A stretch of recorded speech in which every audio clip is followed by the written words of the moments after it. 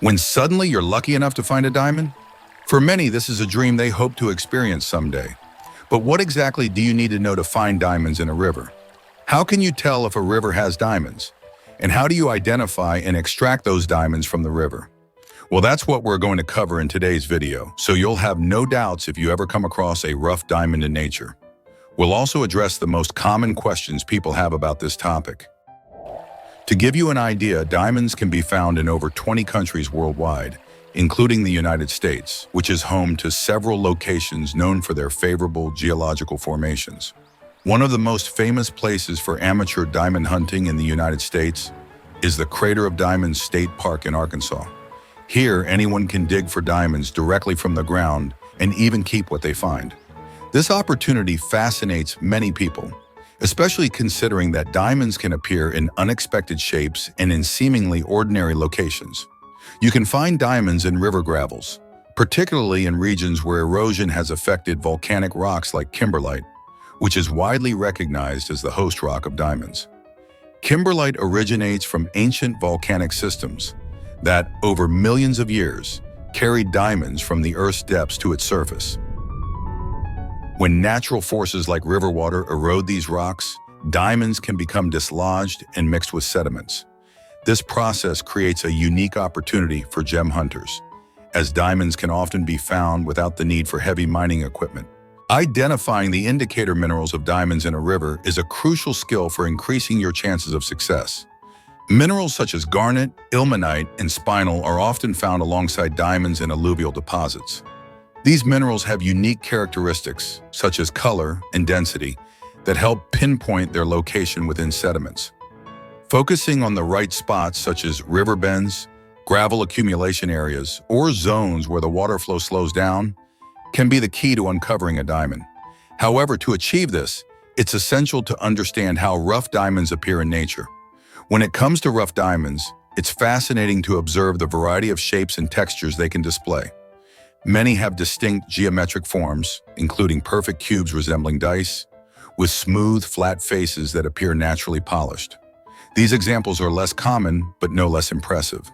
On the other hand, most rough diamonds exhibit irregular shapes with multiple faces and imperfections, reflecting their long formation process under extreme pressure and temperature deep within the earth. In addition to their varied shapes, diamonds also surprise us with their wide range of colors. While the traditional image of a diamond is a clear, translucent white, they can also be found in shades ranging from yellow and brown to green, gray, and even black. Some colors, such as pink, blue, and orange, are rarer and draw significant interest in the jewelry market. Red diamonds, for example, are among the most valuable and sought after due to their extreme rarity. Each color results from variations in composition or irregularities in the crystal's atomic structure, making every diamond unique. Now that you know where diamonds come from, how they reach rivers, their natural forms, and the colors they can display, it's time to learn how to discover if diamonds might be hidden in a river near you. The process is surprisingly practical and can be a lot of fun. Along with learning how to sift and identify these treasures, you'll also increase your chances of finding other valuable gems. And of course, to keep enjoying tips and discoveries like this, make sure to like the video and subscribe to our channel so YouTube can recommend more content like this for you. Now, let's get to the good part. The first practical activity you can try is artisanal diamond prospecting. That's right, many people don't realize it, but diamonds can be more common in rivers than they think. The key to finding them lies in understanding where they tend to accumulate. This is where alluvial deposits come into play. These are areas rich in sediments, gravel, and, in some cases, precious stones. Alluvial deposits are formed over thousands or even millions of years by the action of river currents. These areas collect not only sand and silt, but also larger stones, including gemstones. Typically, alluvial deposits are found along the riverbanks in areas where the water flow slows down, allowing heavier materials to settle. In some cases, these deposits might belong to ancient riverbeds that have long since dried up, leaving behind what could be a buried treasure. Now imagine exploring a spot like this, filled with gravel and stones, with the goal of finding a diamond. A simple and affordable tool like a sieve is incredibly effective for this type of search. If the deposit is near an active river with flowing water, the current can make the process much. Basic principle remains the same. Dense materials, such as gemstones, tend to settle in low-energy areas within the river's flow or in ancient stream beds. That's why, when prospecting, it's always good to keep an eye out for stones that look or feel unusual in weight and appearance. Don't worry if you've never used a sieve before. Simply add a reasonable amount of gravel or sediment to the sieve, then make circular and gentle movements in the water. This technique helps separate lighter materials from heavier ones. Over time, the finer particles will wash away, leaving behind the denser materials, which are exactly where diamonds and other gemstones might be hiding. Now let's move to the second part of our search. How can you determine if the river or deposits you're exploring have a real possibility of containing diamonds? This step is crucial because it helps you decide whether you're investing your time in the right place or should consider looking elsewhere. The first step is to check if the river has any history associated with diamonds or mining activities nearby. This can be an excellent indicator, but what does this mean exactly? Essentially, if there are reports of diamond mines or extraction sites along the river's course, even in regions far from your current location, there's a chance the river may have carried diamonds downstream to where you're searching. Rivers act as natural transport systems, carrying precious stones from their original sources to other locations, sometimes over great distances. Now let's say you found some promising signs or indicators. How exactly can you pan for a diamond in a river? This artisanal technique is perfect for those who aren't professional miners, but want to try their luck at a nearby river. With a little patience and the right tools, this can be a fun and potentially rewarding experience. To get started, the ideal sieve should be about 24 inches, 60 centimeters in diameter, allowing you to sift through a reasonable amount of material with each attempt. The mesh size is also crucial. It shouldn't be too coarse, like the ones used in construction, as smaller diamonds could slip through. You've probably seen images of miners swirling their sieves in movies or TV shows. That's exactly the motion you'll want to replicate. During this process, you might need to break up any clay or compacted material that gets mixed in with the sediment. Be sure to remove impurities like leaves, twigs, or other debris that could obstruct your view of what really matters: the diamonds and other precious stones. Once your sieve is clean, it's time to examine the remaining stones. Carefully pick out those that clearly don't resemble diamonds. Think of it like sorting grains, paying special attention to stones that stand out due to their beauty or unusual shape. These may not always be diamonds, but could include other valuable gems or minerals like topaz, rubies, or even gold. If you don't have a large sieve or prefer to start with something simpler, another effective tool is a miner's pan, which works similarly. It's smaller and easier to handle, making it a great alternative for beginners. As mentioned earlier in the video, not all rough diamonds are white and translucent, as we often imagine. In fact, most are not. Many rough diamonds come in shades of yellow, gray, or even brown, but they still display a distinct surface brilliance, which can be one of the first indicators that you found something valuable. And of course, the initial color or appearance of a rough diamond doesn't necessarily diminish its value.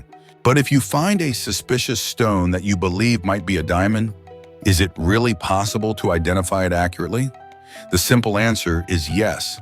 By analyzing the stone's specific characteristics and performing a few simple tests, you can determine whether it's a diamond. It's important to remember that rivers may also contain stones resembling diamonds, such as topaz and, to a lesser extent, quartz. Topaz, for instance, is denser and can sometimes fool the eye due to its visual similarity, whereas quartz, being lighter and less brilliant, is usually easier to distinguish.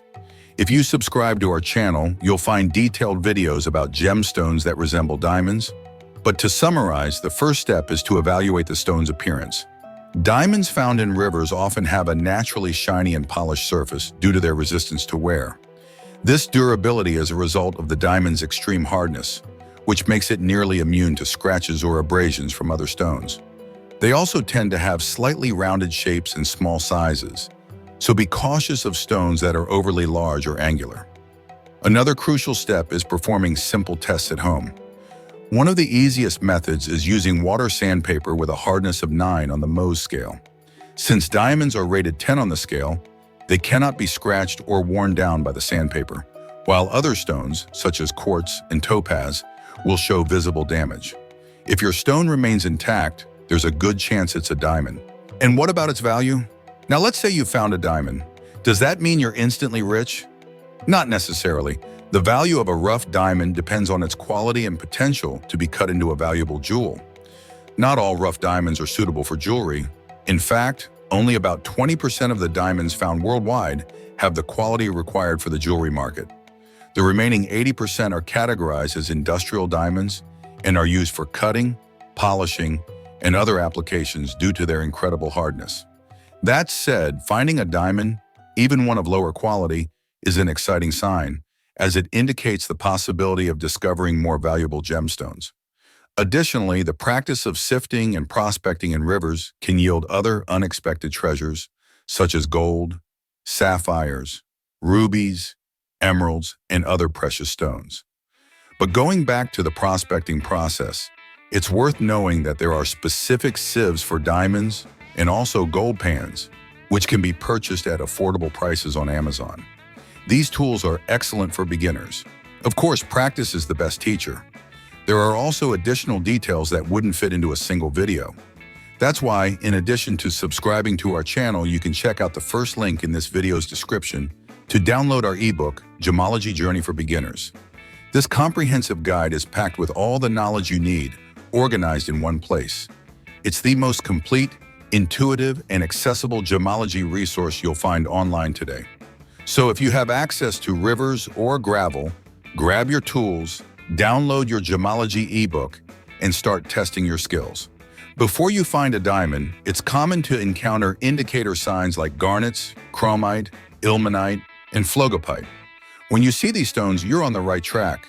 With patience and dedication, even in artisanal prospecting areas, you have a good chance of finding a diamond, perhaps small or lower quality at first.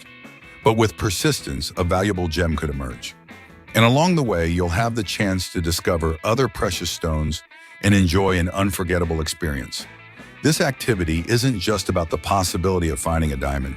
It also offers a unique connection with nature, helps relieve stress, and can even become a therapeutic pastime. Thank you for your like and for subscribing to our channel. Good luck, Gem Hunter!